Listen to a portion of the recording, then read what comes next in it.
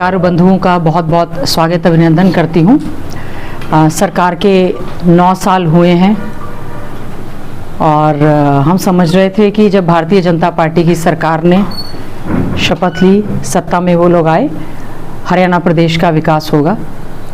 लेकिन इस सरकार ने आने के बाद हरियाणा प्रदेश में जो आदरणीय चौधरी भूपेंद्र सिंह हुड्डा जी के नेतृत्व में 10 साल में जो कार्य हुए थे, चाहे वो हमारे शिक्षा के क्षेत्र में थे, चाहे चिकित्सा के क्षेत्र में थे, चाहे हमारे खिलाड़ियों का मामला था, चाहे टोटल इंफ्रास्ट्रक्चर की बात थी, चाहे पावर हाउस लगाए जाने की बात थी, रेलवे लाइन बनाए जाने की बात थी, नई नई यूनिवर्सिटीज़ लाए जाने की बात थी। इस सरकार ने आने के बाद मैं समझती हूँ जो पिछले टर्म में और इस टर्म में बीजेपी और जेजेपी ने अपने घोषणा पत्र में जो वायदे किए थे उनको शायद इन्होंने उन पन्नों को पलटने का भी काम नहीं किया है। हमारा प्रदेश और देश जय जवान, जय किसान, जय पहलवान और जय संविधान वाला देश है। इसमें जय जवान से अगर मैं पहली बात करूं, जवानों के साथ में बहुत बड़ा एक भद्दा मजाक केंद्र की हमारी सरकार ने और साथ ही साथ में राज्य की सरकार ने करने का काम किया। हमारे जो जवान सेना की भर्ती में होते थे, देश के लिए, देश की रक्षा करने के लिए वहाँ पर जाते थे, उन वीरों के साथ मैं समझती हूँ बड़ा अन्याय किया है। हमारा ये खासतौर से जिला झज्जर है, रोहतक है, सोनीपत है, महेंद्रगढ़ है, इस क्षेत्र से हमारे बहुत सारे युवा फौज में भर्ती होने के लिए अपना जी जान लगा रहे थे। ये जो अग्निवीर की भर्ती की, इससे जो है बहुत ज़्यादा रिजेंटमेंट इस बात को लेकर है। और अभी हाल ही में 2 अग्निवीर जो शहीद हुए हैं, हम उनको जहां श्रद्धांजलि अर्पित करते हैं, साथ ही साथ में हमारी कांग्रेस पार्टी की पूरी तरह से देश भर में मांग रही, हमने धरना प्रदर्शन भी किए कि युवाओं को रेगुलर रोजगार दिया जाए, ना कि अग्निवीर के माध्यम से सेना की भर्ती को भी कॉन्ट्रैक्ट पे किया जाए। जवानों के नाम पर अगर मैं बात करूं, बेरोजगारी में हमारा हरियाणा प्रदेश जो है आज के समय में 1 नंबर का राज्य बन गया है। बेरोजगारी इतनी ज्यादा बढ़ गई है, पक्के रोजगार देने की बजाय केवल और केवल कौशल रोजगार के तहत कच्चे रोजगार सरकार दे रही है, सक्षम के तहत कच्चे रोजगार देने का काम कर रही है। और जहां पर परमानेंट या पक्के रोजगार दिए जाने की बात है, वहां पर मैं समझती हूं एचपीएससी, एसएससी की जो भर्ती है उसमें पोस्ट खाली रही है। अभी आपने देखा होगा एचपीएससी में 100 पोस्ट थी, 100 पोस्ट के अगेंस्ट इन्होंने पास ही 61 किए और 300 पास होने चाहिए थे, उसमें भी कोई भी कैटेगराइजेशन ऑफ कास्ट का इन्होंने नहीं किया। इससे कोर्ट में ये मामले लंबित है। पीछे जब जुडिशरी की भर्ती हुई थी उसमें भी हमारे हरियाणा के बच्चों के साथ बहुत बड़ा अन्याय हुआ और जुडिशरी की भी पोस्ट जो है सब जज की, वो भी पोस्ट खाली रह गई। जहां हमारा हरियाणा का युवा आईएएस में टॉप कर रहा है, नीट में टॉप कर रहा है, जेई में टॉप कर रहा है, हर लिहाज से हमारे जो बच्चे टॉपर्स हैं, और इस सरकार ने उन्हीं बच्चों को जो एचसीएस के प्रीलिम्स के एग्जाम हुए या मेंस एग्जाम हुए उनको पास करने का काम नहीं किया। पिछले दिनों जो भी एचपीएससी या एसएससी की भर्ती हुई हैं, अगर आप आंकड़े निकाल कर देखेंगे उसमें ज्यादातर बच्चे जो हैं वो बाहर के हैं। उनको बाहर के बच्चों को हरियाणा में हरियाणवी एक और हरियाणा एक का नारा जरूर देती है, क्योंकि नारे और नामकरण की सरकार है, नारे देती है, लेकिन हरियाणा के बच्चों के साथ बहुत बड़ा एक अन्याय हुआ है। तो हम ये उम्मीद करते हैं कि कांग्रेस के राज में चौधरी भूपेंद्र सिंह हुड्डा जी ने जिस तरह से रेगुलर भर्ती देने का काम किया, इस समय हमारे हरियाणा के युवाओं में बहुत बड़ा एक रिजेंटमेंट है। ना उनको किसी प्रकार का बेरोजगारी भत्ता दिया जा रहा है। जो भी युवा पक्की भर्ती की मांग करते हैं उनके साथ लाठी चार्ज और डंडों के साथ और आंसू गैस के साथ उनका स्वागत किया जाता है। युवाओं ने लगातार सीईटी की भर्ती, एस्टेट की भर्ती, सीईटी को लेकर, कॉमन एंट्रेंस टेस्ट को लेकर कितनी जगह पर युवाओं ने जो है धरना प्रदर्शन करने का काम किया।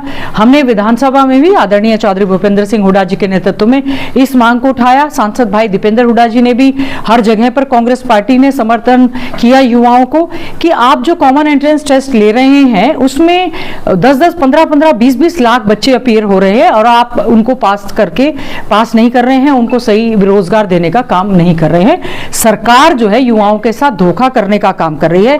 रेगुलर जॉब देने की बजाय केवल और केवल कॉन्ट्रैक्ट पे, और इस कॉन्ट्रैक्ट में भी हरियाणा कौशल रोजगार में ये सरकार कहती है कि पर्ची खर्ची या भ्रष्टाचार नहीं चलेगा। तो मैं आपके माध्यम से कहना चाहती हूं कि एचपीएससी के दफ्तर में अटैची के साथ इनके अधिकारी खिलाड़ी पाए जाते हैं। HKRM के जो अधिकारी हैं उनकी अभी हाल ही में गिरफ्तारी हुई है, इनके IAS ऑफिसर्स की जो है वो गिरफ्तारी हुई है। तो आज के समय में विशेष तौर से हमारे जवानों के साथ बहुत बड़ा अन्याय इस सरकार में हुआ है। हम जय जवान जय किसान की बात करते हैं। किसान हमारा अन्नदाता 3 काले कृषि कानूनों को लेकर लगातार धरना प्रदर्शन करता रहा। इस 9 साल के राज्य में हमारा हरियाणा जो है हमारा कृषि प्रधान देश है, आर्थिक विकास की रीढ़ की हड्डी है। हम लोगों का सबसे बड़ा कंट्रीब्यूशन जो है वो खेती, हर दलित मजदूर जो हमारे इस पर खेती पर जो डिपेंड करते हैं उससे ही हमारा जो इकोनॉमिक आर्थिक तौर पर हम लोग सशक्त होते हैं। लेकिन 3 काले कृषि कानून आए जिससे कि लगातार उन्होंने दिल्ली के बॉर्डर्स पर चारों तरफ धरना प्रदर्शन किया। और ये 9 साल की उपलब्धियां गिनवाने वाली वही सरकार है कि मुख्यमंत्री के आदेश पर किसानों के सर फोड़ने के आदेश दिए गए, किसानों के सर फोड़े गए, जगह जगह पर उनके ऊपर हमला करवाया गया। जो बैरिकेड्स चाइना बॉर्डर पर लगने चाहिए थे, जो बैरिकेड पाकिस्तान बॉर्डर पर लगने चाहिए थे, वो बैरिकेड, कीले, कटीली तारे जो हैं वो जहां पर हमारा किसान प्रदर्शन कर रहा था वहां पर उन्होंने जो है लगाने का काम किया। किसानों की क्या मांग थी? वो नहीं चाहते कि प्राइवेटाइजेशन हो, वो नहीं चाहते कि बीजेपी अपने दोस्तों को अमीर बनाए और किसानों को गरीब बनाए। उनकी मांग थी एमएसपी की मांग थी। एमएसपी की मांग को लेकर हमने हरियाणा के विधानसभा में भी प्राइवेट बिल हम लोग लेकर आए जिसको सरकार ने नहीं माना। और आज आप सबके माध्यम से 750 से ज्यादा जो किसान हमारे शहीद हुए, हम उनको नमन करते हैं। हमारी सरकार आएगी तो उनको शहीदी का दर्जा दिया जाएगा। सरकार ने 3 काले कृषि कानून वापस नहीं लिए, सुप्रीम कोर्ट में यह मामला लंबित भी था।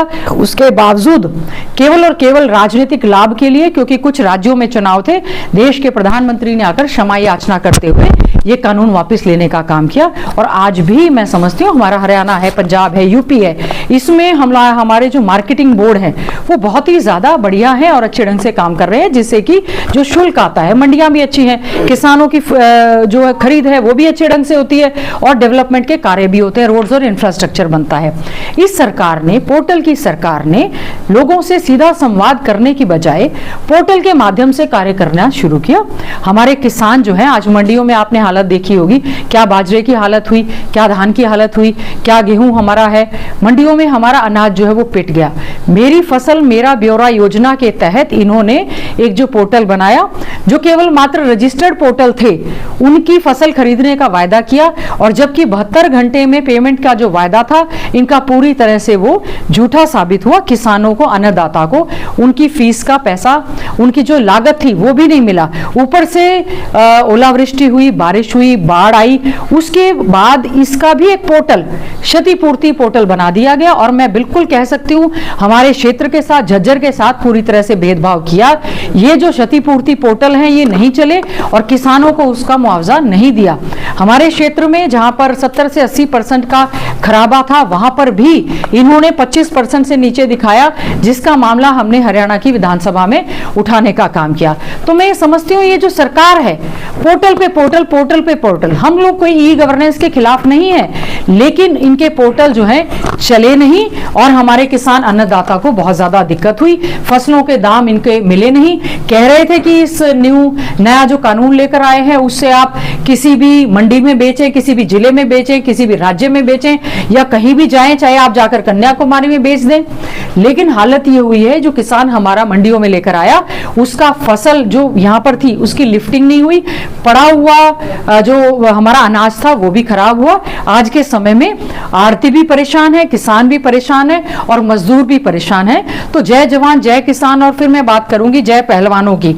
हमारे आज सबसे पहले मैं बधाई देना चाहूंगी हमारे सभी खिलाड़ियों को जो कि एशियन मेडल लेकर यहां पर जीत कर आए हैं। और अभी पैरा एशियन के भी जो खेल चल रहे हैं उसमें भी हमारे खिलाड़ियों ने हरियाणा प्रदेश का नाम रोशन करने का काम किया है, देश के तिरंगे को ऊपर ले जाने का और लहराने का काम किया है। सभी खिलाड़ियों को हम अपनी ओर से बहुत बहुत बधाई और शुभकामनाएं देते हैं। सभी खिलाड़ी याद कर रहे हैं कांग्रेस के चौधरी भूपेंद्र सिंह हुड्डा जी के राज को, जिसमें उन्होंने कहा था पदक लाओ और पद पाओ की नीति के तहत जो भी हमारा खिलाड़ी गोल्ड मेडल ओलंपिक में, एशियन गेम्स में लेकर आएगा, हम उनको डीएसपी लगाने का काम करेंगे। हमने हमारी कांग्रेस की सरकार के समय में डीएसपी, इंस्पेक्टर, सब इंस्पेक्टर लगाने का काम किया। जो बच्चे एवरेस्ट पर चढ़े हमने उनको डीएसपी लगाने का काम किया। आज ही मैं मुख्यमंत्री जी की स्टेटमेंट पढ़ रही थी कि वो डीएसपी या इंस्पेक्टर नहीं लगाएंगे, एचपीएससी के माध्यम से रोजगार देने की बात कर रहे हैं। ग्रुप डी तक में भी हमारे खिलाड़ियों को रोजगार नहीं दिया। और बेटी बचाओ बेटी पढ़ाओ की ब्रांड एम्बेसडर बनाई थी साक्षी मलिक। ब्रांड एम्बेसडर के साथ क्या बर्ताव हुआ है, हमारे खिलाड़ी पहलवान, यौन शोषण का जो अपराध उनके साथ बीजेपी के सांसद बृजभूषण द्वारा किया गया। हमारी बहन बेटियां सारी की सारी जंतर मंतर पर धरना देती रहीं और हमारे मुख्यमंत्री की कोई फर्क नहीं पड़ा। मन की बात करने वाले देश के प्रधानमंत्री को फर्क नहीं पड़ा। ये वही बेटियां हैं जिनको देश के प्रधानमंत्री कह रहे थे ये हमारी बेटियां हैं। ये वही बेटियां हैं जिन्होंने हरियाणा में बेटियों की संख्या कम होने के बावजूद देश के तिरंगे को लहराकर मेडल लाने का काम किया। कोर्ट में जाना पड़ा इनको एफआईआर दर्ज करवाने के लिए। तो बहन बेटियों के साथ, पहलवानों के साथ, खिलाड़ियों के साथ जो अन्याय हुआ है उससे हमारे जो हरियाणा में नर्सरी में जो बच्चे, अखाड़ों में जो बच्चे, स्कूलों में जो बच्चे खेलों के प्रति जिनका रुझान था, जो तैयारियां कर रहे थे, उनका जो है मनोबल बहुत ज्यादा गिरा। और आज भी जो हमारे खिलाड़ी जो इस समय मेडल लेकर आए हैं, आपने देखा होगा उनका रुझान यूपी की तरफ, दूसरे राज्यों की तरफ जा रहा है, क्योंकि हरियाणा में उनको कोई उम्मीद की किरण लगती नहीं है कि जिससे उनको रोजगार के कोई साधन मिल सके। अब मैं अगर बात करूं संविधान की, इस समय जो है इस सरकार ने संविधान की धज्जियों को पूरी तरह से उड़ाने का काम किया है। संविधान के तहत जो भी सरकारी संस्थान हैं उनका दुरुपयोग करने का काम किया है। आज हमें सोचना होगा, बेरोजगारी में हमारा जो है इस समय हम लोग 1 नंबर पर आ गए हैं। हमें ये सोचना होगा कि हम लोग किस प्रकार से प्रदेश की तरक्की करने वाला हमारा प्रदेश, ये कहा गया था कि जिस समय हमारे हरियाणा में ये सरकार बनी थी, उन्होंने कहा था कि बीजेपी और जेजेपी मिलकर एक कॉमन मिनिमम प्रोग्राम फिक्स करेंगे। आज तक उसकी कोई मीटिंग हुई नहीं। कोई भी सरकार के बीच में कोऑर्डिनेशन नहीं हुआ। किसानों पर अत्याचार हुआ, खिलाड़ियों पर हुआ, बहन बेटियों के अत्याचार हुआ। जो हमारे कर्मचारी लगातार धरना प्रदर्शन कर रहे थे, ये कहा गया था कि हम उनको पंजाब के हिसाब से जो है स्केल देंगे, पंजाब सरकार के हिसाब से स्केल, उनको वो स्केल नहीं दिया गया। जहां जहां कांग्रेस की सरकार है, चाहे वो राजस्थान की बात है, चाहे छत्तीसगढ़ की बात है, अभी हिमाचल में चुनाव हुए, सब जगह पर हमने पुरानी पेंशन को बहाल करने का काम किया। आज हमारे हरियाणा के कर्मचारी लगातार पुरानी पेंशन की बहाली को लेकर वो लोग इस बात की मांग उठा रहे हैं, धरना प्रदर्शन कर रहे हैं। हमने पूरी तरह से उनको समर्थन देने का काम किया है कि जब कांग्रेस पार्टी की 2024 में आदरणीय चौधरी भूपेंद्र सिंह हुड्डा जी के नेतृत्व में ये सरकार बनेगी, हम लोग जो है एनपीएस को खत्म करके पुरानी पेंशन को बहाल करके कर्मचारियों को ये तोहफा देने का काम करेंगे। और इसके साथ साथ हमारे, मैं शिक्षा की अगर बात करूं, 5000 से ज्यादा स्कूल इस सरकार ने बंद करने का काम किया। मॉडल संस्कृति स्कूल केवल और केवल नामकरण करने की ये सरकार है। इन्होंने कहा कि हम मॉडल संस्कृति स्कूल खोलेंगे। मैं इनसे पूछना चाहती हूं, एक भी भर्ती मॉडल संस्कृति स्कूलों में इन्होंने नहीं की। हिंदी मीडियम से इंग्लिश मीडियम सीबीएसई एफिलेटेड ये स्कूल कर दिए गए। वही टीचर्स जो हिंदी में पढ़ाते थे, वही टीचरों को इन्होंने जो है इंग्लिश में पढ़ाने के लिए भेज दिया और भिवानी बोर्ड से स्कूलों का डिसएफिलिएशन करके सीबीएसई से करने का इन्होंने काम किया है। इसका मतलब जो हमारे हरियाणा का भिवानी बोर्ड है, उस पर इस सरकार को कतई भी विश्वास इस समय नहीं है। प्लेवे स्कूल इन्होंने कहा कि हम 4000 प्लेवे स्कूल खोलेंगे न्यू एजुकेशन पॉलिसी के तहत। और पहले राइट टू एजुकेशन एक्ट जब आया था, 6 से 14 साल के बच्चों को मुफ्त एवं अनिवार्य शिक्षा देने का काम हमने इस कानून के आने से पहले चौधरी भूपेंद्र सिंह हुड्डा जी ने 23 लाख बच्चों को स्टाइफंड स्कॉलरशिप स्कूल में देने का काम किया था। अंबेडकर मेधावी छात्र योजना स्कूल में बच्चों को देने का काम किया था। राजीव गांधी मेरिटोरियस स्कूल हमने देने का काम किया था। इन्होंने सबको जो है 180 के स्लैब में लाकर उन बच्चों की इस स्कीम को बंद करने का काम किया है। आज लाखों युवा ऐसे हैं जिनको की जो हायर एजुकेशन के लिए जाते हैं, उनके आंकड़े हमारे पास हैं जिनको की पोस्ट मैट्रिक स्कॉलरशिप दी जाती थी, जिससे कि वो आगे अच्छे ढंग से अपनी शिक्षा प्राप्त कर सकते थे। पहले हमारी सरकार के समय में शेड्यूल कास्ट डिपार्टमेंट इस चीज को मॉनिटर करता था। इन्होंने अब एजुकेशन, हेल्थ और अलग से उनको देने का काम किया। चाहे हेल्थ डिपार्टमेंट की बात करूं, हमें बहुत से लोग लोग मिले हैं, चाहे एजुकेशन, टेक्निकल एजुकेशन की बात करूं 2018, 19, 20, 21 और 21-22 और 22-23 आ गया। बहुत सारे युवाओं को, क्योंकि पोर्टल पे इनका अच्छे ढंग से अपलोड नहीं हो रहा, उनको स्कॉलरशिप नहीं दी, जिसकी वजह से बहुत सारे बच्चे जो हैं अपनी बीच में शिक्षा छोड़कर इस समय चले गए हैं। हमने हमारे समय में आरोही मॉडल स्कूल बनाए थे, जो कि हमारे प्रदेश में एजुकेशनली बैकवर्ड ब्लॉक जो हैं 36 मॉडल स्कूल बनाए थे। इस सरकार ने आने के बाद एक भी मॉडल स्कूल नहीं बनाया, और जो टीचर मेरिट के आधार पर भर्ती किए गए थे, इन्होंने आज तक ना वो रेगुलर किए, ना ही उनकी कोई भर्ती की, जबकि वो हमारे नेशनल लेवल पर पूरी तरह से टॉपर्स इस समय आ रहे हैं। हमने हमारे समय में एक सेंट्रल यूनिवर्सिटी बनाई, एक डिफेंस यूनिवर्सिटी बनाई, IIM रोहतक बनाया, IIT बनाई, IIT का एक्सटेंशन सेंटर हम एक सोनीपत में लेकर आए, एक हम लोग यहाँ पर बाड़सा झज्जर में लेकर आए। इन्होंने उस पर भी कोई भी कार्य करने का काम नहीं किया। एम्स बाड़सा में लेकर आए, उसके साथ साथ में सांसद भाई दीपेंद्र हुड्डा जी ने बहुत ही अपने प्रयासों के साथ 14 इंस्टीट्यूट यहां पर लेकर आए थे। हमारे समय में सरकार ने नेशनल कैंसर इंस्टीट्यूट, जो हमने जिसकी शुरुआत की थी, केवल मात्र उसकी बिल्डिंग बनी, और 11-12 इंस्टीट्यूट जो हमारे यहां पर बनने चाहिए थे वो यहां से वो वापस चले गए हैं, जिससे कि हमारे जो है यहां पर बहुत ज्यादा रोष है। और हमने इस चीज की कमी कोरोना काल में हमने देखा किस प्रकार से ये बीजेपी की सरकार पूरी तरह से फेल साबित हुई।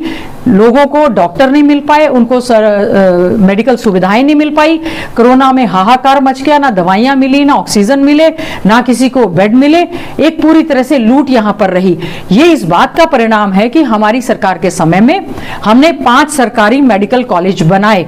आज तक ये सरकार उन 5 मेडिकल कॉलेजेस में रेगुलर डायरेक्टर तक नहीं दे पाई, प्रोफेसर तक नहीं दे पाई, अच्छा इंफ्रास्ट्रक्चर तक नहीं दे पाई। इन्होंने कहा है कि हम भी बना रहे हैं। मनेठी में एम्स की घोषणा हुई, पिछले लोकसभा के दौरान घोषणा हुई थी, आज तक भी वो एम्स जो है उसका शिलान्यास नहीं हुआ है, उसका कोई भी कार्य नहीं हुआ है। कल्पना चावला के नाम से हमने करनाल में मेडिकल कॉलेज बनाया था, और हमने ये चाहा कि कल्पना चावला के नाम से जो मेडिकल कॉलेज बनाया था उसका नामकरण बदलते हुए इन्होंने दीनदयाल उपाध्याय जी के नाम से यूनिवर्सिटी की जो घोषणा की।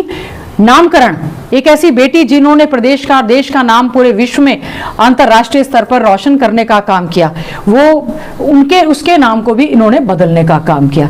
आज ही मैं अखबार में पढ़ रही थी, श्री कृष्ण आयुर्वेदा यूनिवर्सिटी जो कि कुरुक्षेत्र में बनाई जानी थी, उसके नाम को बदलकर श्री कृष्णा उसके आगे से हटा दिया गया। उस चीज को लेकर भी बहुत ज्यादा लोगों में रिजेंटमेंट है। हमारी सरकार के समय में जो आज ये न्यू एजुकेशन पॉलिसी के तहत इंटीग्रेटेड कोर्सेज लेकर आ रहे हैं कि 10+2+3 की 10th के बाद BA, BCom, BSc plus BEd लेकर आएंगे। हमने हमारी सरकार में 2013 में चौधरी भूपेंद्र सिंह हुड्डा जी ने प्रारंभ इंस्टीट्यूट, स्टेट में हमारा पहला इंस्टीट्यूट था, जो कि हमने 16 करोड़ की राशि और यहां पर ये क्लासेस स्टार्ट करने का काम किया था। इन्होंने यहां पर RSS की शाखा लगाने का काम किया, उसको बंद कर दिया। केवल मात्र 105 सीटें थी। जो नेशनल लेवल इंस्टीट्यूट हमारा ये बना था उसमें कोई भी सीट बढ़ाने का काम नहीं किया, रेगुलर टीचर लगाने का काम नहीं किया, इस इंस्टीट्यूट को खत्म करने का काम किया। इस मामले को लगातार 6-7 साल से हमने विधानसभा में उठाया, मुख्यमंत्री जी से कई बार बात की। इंस्टीट्यूट को शुरू करना तो अलग बात है, उसका भी नाम बदलकर सियासतें रखने का काम किया है।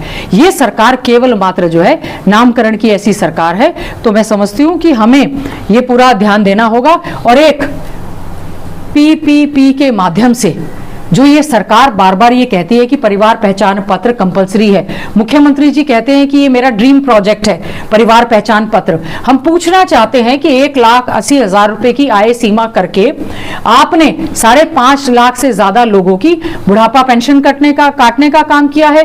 25,000 से ज्यादा हमारी जो विधवा बहनें हैं उनकी आपने पेंशन काटने का काम किया है। इतने ही विकलांग हमारे जो साथी हैं उनकी पेंशन को काटने का काम किया है। परिवार पहचान पत्र आज के समय में हमारा परमानेंट पहचानी पत्र हो गया है। सरकार हमारी बनेगी, सबसे पहले इसको खत्म करने का काम करेंगे। और हम मांग करते हैं कि जिस प्रकार से कांग्रेस पार्टी ने ये मांग की है कि जातिगत जनगणना होनी चाहिए, हमारी जो कांग्रेस पार्टी की CWC की मीटिंग हुई थी उसमें ये मांग है कि चाहे शेड्यूल कास्ट है, चाहे बैकवर्ड क्लास है, हमारा OBC है, हमारा माइनॉरिटी है, हमारी जनरल कम्युनिटी है, हमने तो क्योंकि ईडब्ल्यूएस को भी जो है आरक्षण देने का काम किया था। हर एक व्यक्ति का हक है। जातीय जनगणना की मांग हम लोग हमारे प्रदेश में भी करते हैं, क्योंकि ये जो परिवार पहचान पत्र बनाए जा रहे हैं उसमें जाति लिखे जाने का एक कॉलम है, तो सरकार उसको उसका श्वेत पत्र जारी करके परिवार पहचान पत्र के माध्यम से जो आपने आंकड़े इकट्ठे किए हैं, हमारी ये मांग है, उनको आंकड़ों को भी आप सार्वजनिक करने का काम करें, ताकि यहां पर हर जात बिरादरी को जो है उनका पूरी तरह से प्रतिनिधित्व मिलने का काम करें। और मैं समझती हूं जो 5 मेडिकल कॉलेज हमने बनाए, हमने 5-6 पावर जो है बड़े बड़े कारखाने हमारे क्षेत्र में, झज्जर में, हमारा जो है झाड़ली में, कानपुर में लगा, इन्होंने कई जगह पर यूनिट्स को उसको बंद करने का काम किया है। हम लोग रेलवे लाइन लेकर आई, मैं पूछना चाहती हूँ 1 इंच भी रेलवे लाइन यहां पर नहीं बढ़ी। हमारे समय में मेट्रो यहां पर आई, 1 इंच भी मेट्रो यहां पर नहीं लेकर आई। मैं पूछना चाहती हूं कि भारतीय जनता पार्टी के जो अध्यक्ष हैं वो जिला झज्जर से हैं, एक भी योजना परियोजना वो गिनवा दें, आप उनसे जरूर पूछना, एक भी ऐसी योजना जो है वो यहां पर लेके आए हों। छूचक वास बाईपास का हम लोग शोर करते रहे, पूरे के पूरे प्रदेश में हमारे शहर के, हमारे गांव के सड़कों की जो बद से बदतर हालत है, पार्कों की जो बद से बदतर हालत है, गाय को कह रहे हैं कि राष्ट्रीय हम लोग जो है राष्ट्रीय माता करें। गाय हमारी माता है, हम मना नहीं करते, लेकिन आवारा पशु गायें जो है किस प्रकार से धक्का खा रहे हैं, गंदगी के ढेर लगे हुए हैं, स्वच्छता के नाम पर जो है करोड़ों रुपए का घपला यहां पर हो रहा है, बेटी बचाओ बेटी पढ़ाओ नारे की जो है धज्जियां उड़ाई जा रही हैं। इनके मंत्री संदीप सिंह यौन शोषण में उनका नाम आया, झज्जर की बेटी के खिलाफ जो है किस तरह से मुख्यमंत्री ने, हमें शर्म आती है प्रदेश में कैसे मुख्यमंत्री हैं। 700 पेज की चार्जशीट दाखिल हो गई, उसके बावजूद भी वो कह रहे हैं ना उनको पद से हटाया कि मैं इस्तीफा नहीं लूंगा नहीं लूंगा नहीं लूंगा। तो 9 साल में इनकी ये उपलब्धि है कि बहन बेटियों की इज्जत आबरू को ये सुरक्षित नहीं कर पाए।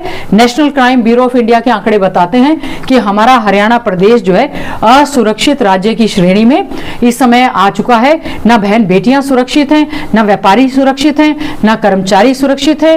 रोज रोज यहाँ पर लूटपाट हो रही है, लॉ एंड ऑर्डर की स्थिति बद से बदतर हो चुकी है।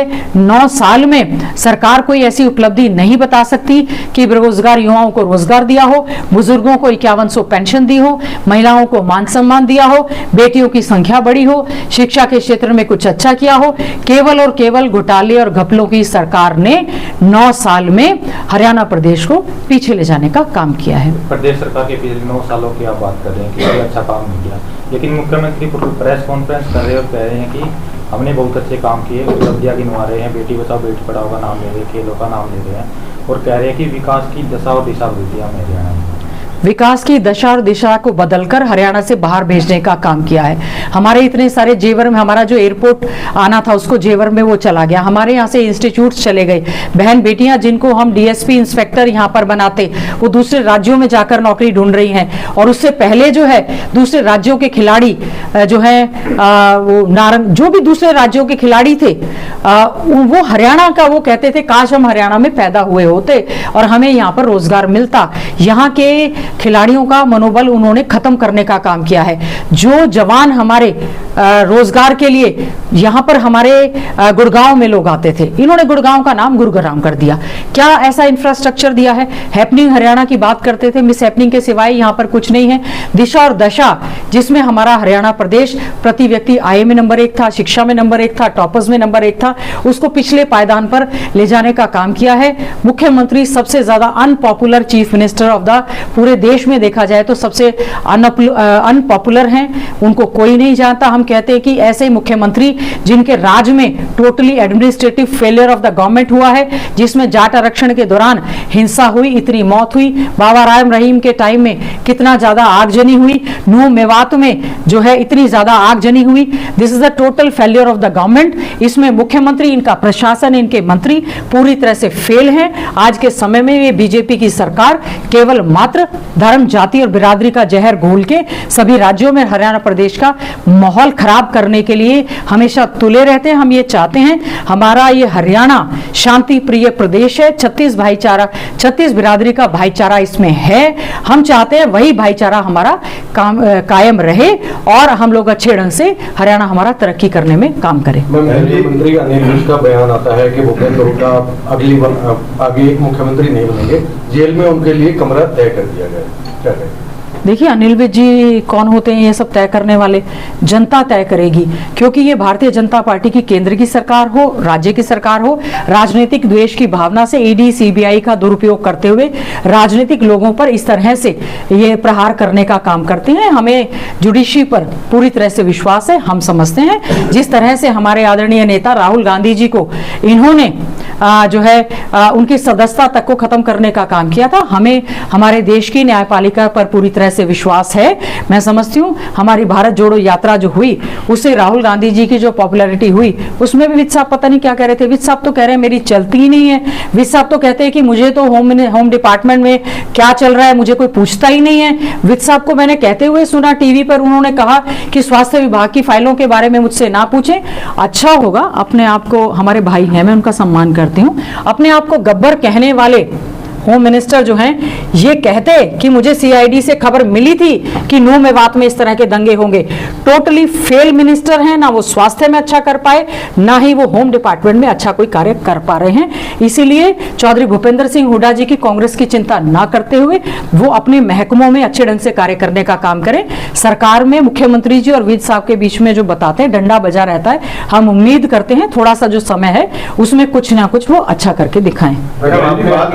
की समीक्षा की है जी सरकार की, आप समय समय पर विधानसभा में झज्जर हल्के की भी मुद्दे उठाते रहते हैं जी। आपकी उस आपत्ति के बाद क्या आपको लगता है कोई भी काम सरकार ने आपके हल्के में किया हो आपकी आपत्ति के बाद? देखिए, हमने हमारा पूरा प्रयास किया, कि हमारे क्षेत्र में जो रोड्स की बड़ी बुरी हालत है, जिसकी वजह से जो हैवीली लोडेड यहाँ पर ट्रॉले चलते हैं, मैंने आंकड़ों के साथ कहा इतने ज़्यादा एक्सीडेंट हो गए हैं, सरकार की कान पर कोई जू नहीं रेंगती है। हमने पूरा प्रयास किया रोड्स के लिए, पार्कों के लिए। गलत स्टेटमेंट देते हैं, हमने इसको एश्योरेंस कमेटी पे भी ले जाने का काम किया। आपने देखा होगा यहाँ के जेजेपी के जो डिप्टी चीफ मिनिस्टर हैं, हमने फोटो के साथ ये दिखाने का उनको प्रयास किया कि हमारे हरियाणा में, हमारे झज्जर के क्षेत्र में सड़कों में गड्ढे ही गड्ढे हैं। और उन्होंने कहा कि आप wrong statement on the floor of the house दे रहे हैं। और उन्होंने जब मुझे ये कहा कि आप कैमरों में गड्ढे घुसाकर फोटो खींच कर लाए हैं, मैंने बिल्कुल कहा कि हाँ, कैमरे हम लोग गड्ढों में घुसाकर सड़कें ढूंढने का प्रयास कर रहे हैं। आज भी ये सरकार पूरी तरह से नाकामयाब है। हमने चाहे सड़कों की बात उठाई, हमने पार्कों के लिए, मैं प्रिविलेज मोशन लेकर आ रही हूं लोकल बॉडीज मिनिस्टर के खिलाफ, पीडब्ल्यूडी मिनिस्टर के खिलाफ। उन्होंने कहा कि हमने राशि जारी कर दी है, 134 करोड़ की राशि छोचकवास से लेकर खेड़ा थ्रू कर दी है, 58 करोड़ की राशि, 68 करोड़ की राशि हमने सालावास से लेकर वहां तक कर दी है, 100 करोड़ हमने यहां कर दिया है। और जो 25 करोड़ विधायकों को दिया गया था, जो शहर की बद से बदतर हालत थी, वो हमने हमारी विधायक निधि के तहत, जो हमारा विधायकों का हक है, जो हमने शोर मचाया, उससे केवल मात्र कारपेटिंग करने का काम ये जो आज कर रहे हैं। हमने प्राइवेट मेंबर बिल में लेकर आई, जिसमें कि हमारे बेसहारा आवारा पशु, हमारी जो गायें हैं, दूसरे पशु हैं, बंदर हैं, उनकी वजह से जो नंबर ऑफ एक्सीडेंट्स पूरे देश में, पूरे प्रदेश में हो रहे हैं, हमने आंकड़े रखे कि ये कूड़े के ढेर पर गाय जो है मुंह मारती है और आवारा पशु। मुख्यमंत्री जी ने खड़े होकर कहा कि हमारी भावनाओं को ठेस पहुंचती है, गाय हमारी माता है, इसको आवारा ना कहें। इन आवारा बेसहारा पशुओं के लिए हमने पूरे 1.5 घंटे तक इस पर बहस करने का काम किया, लेकिन आज भी इनकी सेहत पर कोई फर्क नहीं पड़ा। हमारी गौशालाओं में आपने देखा होगा लंपी की जो बीमारी गांव में फैली, उसमें भी इन्होंने कोई भी कार्य करने का काम नहीं किया।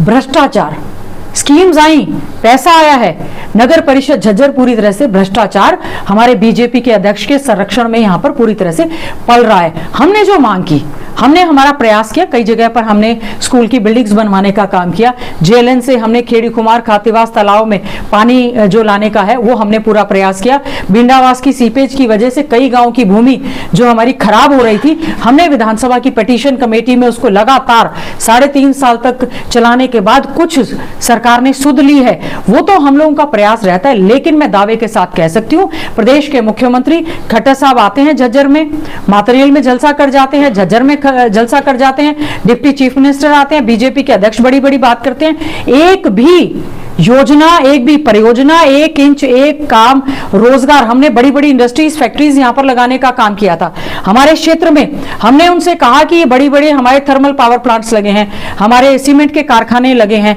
वहां पर नंबर ऑफ एक्सीडेंट्स होते हैं, आप उसको 4 लेन का काम करें। उन्होंने सिवाय जो सड़कें भारत सरकार ने टोल लगा रखे हैं, केवल और केवल वो सड़कें जहां पर लोगों की जेब को खाली करने का काम किया जाता है, केवल और केवल उसको सुधारने का काम किया है। मैं समझती हूं क्योंकि हम लोग यहां से चारों के चारों कांग्रेस पार्टी के विधायक हैं, चौधरी भूपेंद्र सिंह हुड्डा जी के आशीर्वाद से, भाई दीपेंद्र हुड्डा जी के सहयोग से हम लोग एक बहुत अच्छे ढंग से कार्य कर रहे हैं। हमारे क्षेत्र के साथ पूरी तरह से भेदभाव करने का हमने काम किया है। जो आश्वासन हमें विधानसभा के पटल पर दिए जाते हैं, सरकार उनको पूरा नहीं कर रही है। उन्हीं आश्वासनों के खिलाफ हमने माननीय स्पीकर महोदय से बात की है और उन्होंने कहा कि 25-25 लाख हमने जो शहर के हमारे जो पार्क हैं उनको हमने देने का काम किया। हमने ये मामला उठाया कि शहर का हमारा जो पंडित श्रीराम पार्क है उसको जो है तहस नहस करने का काम किया है।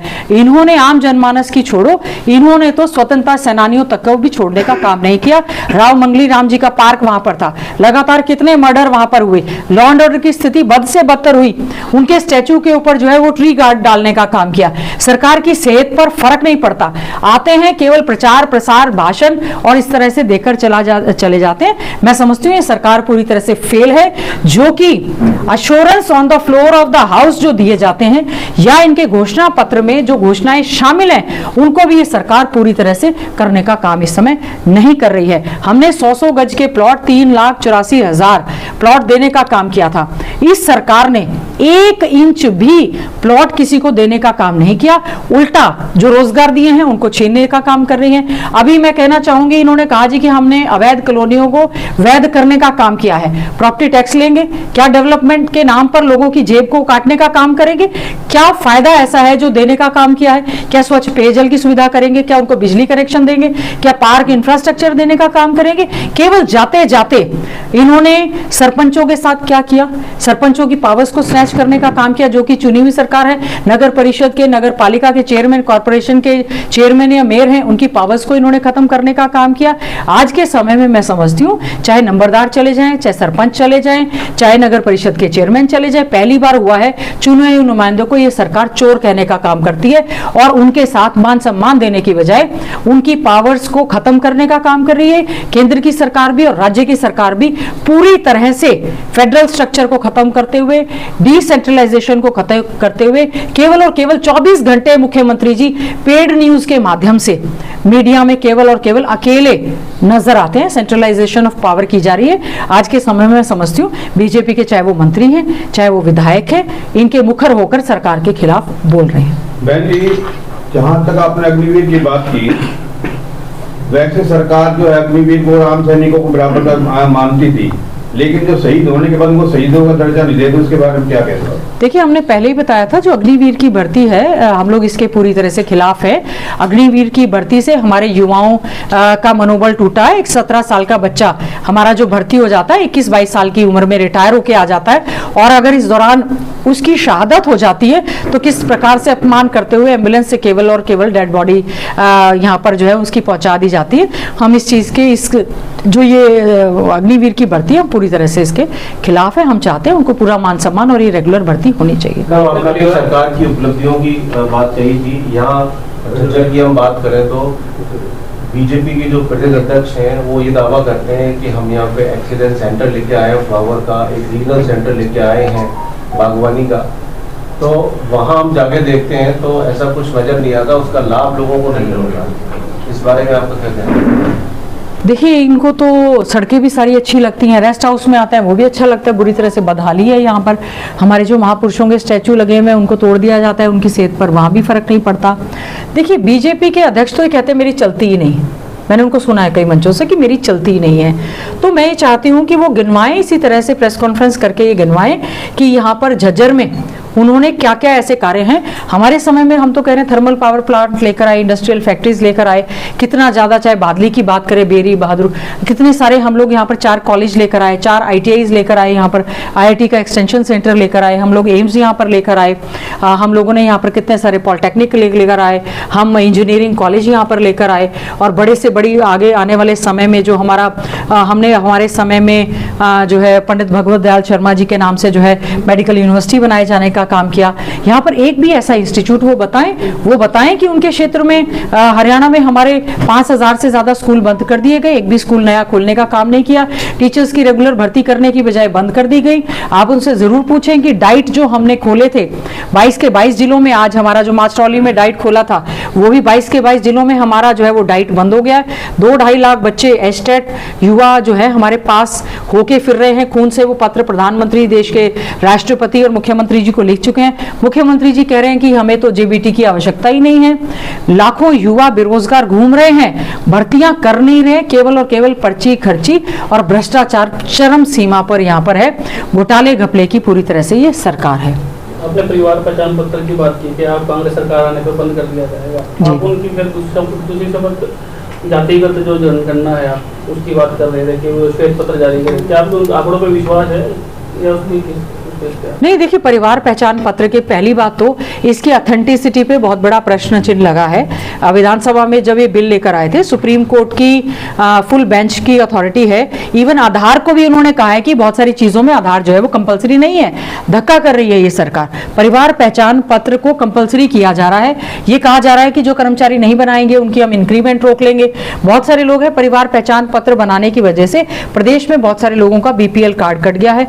1,80,000 की सीमा की वजह से लोगों को बहुत बड़ा नुकसान हो रहा है। हमारे बच्चों को जो फ्री एंड कंपलसरी एजुकेशन के तहत हम मुफ्त में शिक्षा दी जाती थी, जो बच्चा प्राइवेट स्कूल में जाएगा उसको सरकार 700 रुपए दे रही है, जो सरकारी स्कूल में आएगा 1,80 होगी तो उससे 500 रुपए ले रही है। तो परिवार पहचान पत्र की वजह से जो है ये तो केवल और केवल जो है डाटा कलेक्ट करना चाहते हैं, और इस डाटा को हम चाहते हैं, हमारी मांग है कि उसको पूरी तरह से ये लोग सार्वजनिक करने का काम करें। मैडम, 4 उप मुख्यमंत्री की घोषणा है वो कांग्रेस की तरफ से की जा रही है, कैसे देखते हैं आप इस चीज को? क्योंकि आप भी जानती हैं कोई डेमोक्रेटिक पद तो होता नहीं उप मुख्यमंत्री, 12 से या 13 मंत्रालय मेन होते हैं। तो क्या इसको कांग्रेस के लिए जो सत्ता की हासिल करने की जो छटपटाहट के तौर पर देखा जाए, और क्या शेड्यूल कास्ट से आप सबसे सीनियर हो जाते हैं, क्या आप भी इस रेस में आगे होंगे जो मुख्यमंत्री की बातें चल रही हो? क्या इससे फायदा होगा या नुकसान होगा पार्टी को? अच्छा होगा ये प्रश्न प्रदेश के उप मुख्यमंत्री दुष्यंत चौटाला जी से पूछे कि आपका ये पद तो कोई है ही नहीं और आपको दिया गया है। मुख्यमंत्री जी से ये पद पूछे कि सत्ता के लालच में जो इनका अलायंस हुआ BJP और JJP का और उनको उप मुख्यमंत्री बनाया गया, तो क्या इस पद का कोई महत्व नहीं है? तो 5 साल तक किस तरह से वो सरकार को चलाने का दावा कर रहे हैं। प्रदेश में हमेशा से कांग्रेस पार्टी ने, चौधरी भूपेंद्र सिंह हुड्डा जी ने, जैसा कि मैंने कहा, सभी कास्टों को मान सम्मान देने का काम किया। पूरे मंत्रिमंडल में कास्ट का पूरी तरह से प्रतिनिधित्व रहता है और मैं समझती हूँ सभी को मान सम्मान दिए जाने की ये बात है। आज के समय में कई राज्यों में, चाहे यूपी में आप प्रश्न करें, आज तो मौजूदा देख लें, कहते जी उप मुख्यमंत्री दुष्यंत चौटाला, सारे के सारे विभाग हैं। दादा गौतम भी कहते हैं कि सारे के सारे विभाग उनके पास हैं। तो आप उसी हिसाब से इसको इस परिप्रेक्ष्य में देख सकते हैं। और हमारे यहाँ पर आदरणीय चौधरी भूपेंद्र सिंह हुड्डा जी ने अगर कोई स्टेटमेंट दी है, बहुत ही सोच समझ करने के बाद, क्योंकि वो प्रदेश में 2 बार के मुख्यमंत्री रहे हैं, अध्यक्ष रहे हैं, इतने बार के सांसद हैं, बहुत ही सीनियर हैं, कोई अगर उन्होंने स्टेटमेंट दी है, पिछले चुनाव की बात है, बहुत सोच समझ कर समझदारी से दी होगी। क्या आप दावा करेंगे इसके लिए? देखिए, हम तो झज्जर की जनता ने बड़े ही मान सम्मान के साथ मुझे यहाँ से विधायक बनाने का काम किया है। 4 बार की मैं विधायक हूँ। मैं समझती हूँ हमारा फर्ज जो बनता है झज्जर विधानसभा क्षेत्र और पूरे प्रदेश के आम जनमानस के जो मुद्दे हैं उनको मजबूती के साथ विधानसभा के अंदर और विधानसभा के बाहर उठाने का काम करें। झज्जर जो हमारा रिजर्व कॉन्स्टिट्यूएंसी है, हम उम्मीद करते हैं कि हम तरक्की के मामले में हमारे झज्जर विधानसभा को प्रदेश या देश के मानचित्र पर लाने का काम करें। मैडम, 5 राज्यों में चुनाव है, बीजेपी जो है मेंबर ऑफ पार्लियामेंट को मेंबर ऑफ लेजिस्लेटिव असेंबली के लिए अभी टिकट दी जा रही है। देखिए, ऐसा ही बीजेपी की बौखलाहट है। मैं समझती हूँ 5 राज्यों में जो समय चुनाव होने वाले हैं, जिस प्रकार से हिमाचल का जो चुनाव हुआ था हम लोग थंपिंग मेजॉरिटी के साथ जीते थे, कर्नाटक का जो चुनाव हुआ था थंपिंग मेजॉरिटी के साथ हम लोग वो चुनाव जीते थे, राजस्थान में अशोक गहलोत जी की सरकार ने बहुत ही अच्छे ढंग से कार्य किया है, जबकि बीजेपी में अभी तक भी कोई मुख्यमंत्री का चेहरा या ऐसी कोई बात नहीं है। हम उम्मीद करते हैं आने वाले समय में राजस्थान हो, छत्तीसगढ़ हो, हमारी सरकार रिपीट करेगी। मध्य प्रदेश में कांग्रेस पार्टी की सरकार बनी थी, बीजेपी ने अपनी चिर परिचित अंदाज में उस सरकार को तोड़कर बीच में बीजेपी की सरकार बनी, वहां पर भी हमारी सरकार बनेगी। तेलंगाना में थंपिंग मेजॉरिटी के साथ कांग्रेस पार्टी की सरकार बनने जा रही है। मिजोरम में हम उम्मीद करते हैं हमारे ऑल इंडिया कांग्रेस कमेटी के अध्यक्ष मल्लिकार्जुन खड़गे जी के नेतृत्व में, श्रीमती सोनिया गांधी जी के नेतृत्व में, हम सबके नेता आदरणीय राहुल गांधी जी के नेतृत्व में, आपने सुना होगा उन्होंने कहा है कि हमारे घोषणा पत्र में हम वही वायदा करेंगे जो हम पूरा कर पाए, हम जुमलेबाजी नहीं करेंगे। हमें उम्मीद है देश की जनता समझ चुकी है, भाषण से नहीं, धर्म जाति बिरादरी के नहीं, विकास चाहिए, महंगाई से छुटकारा चाहिए, बेरोजगार युवाओं को रोजगार चाहिए, किसानों को अच्छे दाम चाहिए, बहन बेटियों को इज्जत आबरू सुरक्षित चाहिए। मणिपुर में जो हिंसा हुई, पूरे देश का नाम उसमें जो है मैं समझती हूँ खराब होने का काम हुआ है। आज के समय में लोग समझदार हैं, वो बहुत समझदारी से वोट करेंगे और 5 राज्यों में कांग्रेस पार्टी की सरकार बनेगी। और ये बौखलाहट है कि वो अपने केंद्रीय मंत्रियों को, अपने सांसदों को, विधायकों का जो टिकट दे रहे हैं, आपने देखा होगा किस प्रकार से जनता उनका काले झंडों से स्वागत कर रही है। मैडम, झज्जर के कुछ लोगों का अभी भी ये कहना है कि मैडम गीता मुकर के सामने कोई चेहरा नहीं है किसी भी पार्टी के लिए, उनके सामने चुनाव लड़ सके। आप इस सीट को अभी भी, सुरक्षित सीट को अभी भी अपने लिए सुरक्षित मानती हैं? देखिए, जब भी कोई लड़ाई होती है उसको बहुत मजबूती के साथ, तैयारी के साथ लड़ना चाहिए। मैं समझती हूँ झज्जर में हम लोगों ने अच्छे ढंग से कार्य करवाने का सांसद भाई दीपेंद्र हुडा जी के साथ मिलकर एक पूरा प्रयास किया है। हमने पूरा झज्जर और रोहतक लोकसभा क्षेत्र में बहुत अच्छे ढंग से कार्य किया है। आदरणीय चौधरी भूपेंद्र सिंह हुडा जी का कांग्रेस राज में पूरा आशीर्वाद यहाँ पर रहा, बहुत अच्छे ढंग से विकास के कार्य हुए। और उसके साथ साथ में विपक्ष में भी हमने चाहे विधानसभा के अंदर या विधानसभा के बाहर अपने क्षेत्र की आवाज को उठाने का काम किया है। जबकि इस समय बीजेपी जेजेपी की सरकार है, पूरी तरह से जो बीजेपी के यहाँ पर नेता हैं या जिन्होंने चुनाव लड़ा है, मेरे पास पूरे आंकड़े हैं कि किस प्रकार से वो भ्रष्टाचार में लिप्त हैं, किस प्रकार से यहाँ पर जमीनों के वो कब्जे करवा रहे हैं, किस प्रकार से नगर परिषद के चुनाव में टिकटें पैसे देकर, चाहे वो जिला परिषद की बात हो, आंकड़े हैं, कागज है मेरे पास, उन्होंने जिला परिषद के चेयरमैन बनाए जाने की बात हो, कितना पैसा लगा, नगर परिषद का चेयरमैन बनाए जाने की बात हो, किस किस ने पैसा लिया, पूरी तरह से इन्होंने भ्रष्टाचार करने का काम किया। पर हम छोटे स्तर पर जाकर राजनीति नहीं करते। मैं तो समझती हूँ हमारे झज्जर विधानसभा क्षेत्र के सभी सम्मानित बुजुर्ग, नौजवान साथी, माताएं, बहनें और हमारे प्यारे बच्चे जो इस आशा भरी उम्मीद से देखते हैं कि आने वाले 2024 में कांग्रेस पार्टी की सरकार बनेगी, अगर उनको ये लगता है कि सरकार में उनका हिस्सा पूरी तरह से सुनिश्चित होना चाहिए। हम लोगों ने भी, मैंने कोई भी अपने विधानसभा क्षेत्र का कोई गांव, शहर, गली, वार्ड नहीं छोड़ा है जिसमें हमने जाकर सुख दुख में हम उनके साथी नहीं हुए। कोई भी लड़ाई हो, चाहे वो विधानसभा चुनाव की हो या हम जनमानस की लड़ाई हो, सामाजिक, राजनीतिक, आर्थिक तौर पर हम लोगों ने चाहे हमारा झज्जर तरक्की करे। और इस चुनाव को भी हम लोग बहुत ही गंभीरता के साथ 36 बिरादरी को साथ लेकर चलने का प्रयास रहे। उम्मीद करते हैं झज्जर की हमारी सम्मानित जनता फिर से अपना आशीर्वाद अच्छे ढंग से देने का काम करेगी। और लोकसभा के चुनाव में भी सांसद भाई दीपेंद्र हुडा जी को इतने विकास के कार्य करवाए। यहाँ से सांसद ये कहते थे कि रोहतक के और सोनीपत के केवल कार्य हुए, बाकी जगह कार्य नहीं हुए, करेंगे। और मैं इसके साथ साथ में कल जो है हमारे विधानसभा झज्जर में सांसद भाई दीपेंद्र हुडा जी के जो हमारे हाथ से हाथ जोड़ो कार्यक्रम चल रहे हैं, हमारे सांसद भाई दीपेंद्र हुडा जी के जो कार्यक्रम है, भगवान वाल्मीकि जयंती का कल अवसर है। भगवान वाल्मीकि जयंती प्रकट उत्सव पर सभी को बहुत बहुत बधाई, शुभकामनाएं देती हूँ। शहर में भगवान वाल्मीकि जयंती का एक आयोजन किया जाएगा। उसके बाद कबलाना में हमारे एक कम्युनिटी सेंटर का शिलान्यास किया जाएगा और पब्लिक मीटिंग होगी। बधानी में भी हमारे पब्लिक मीटिंग होगी और हमारी एक बहुत बड़ी चौपाल है, उसका उद्घाटन किया जाएगा। खेड़ी आसरा है, सुरखपुर और विभिन्न गाँव में हमारे सांसद भाई दीपेंद्र हुडा जी के कार्यक्रम रहेंगे।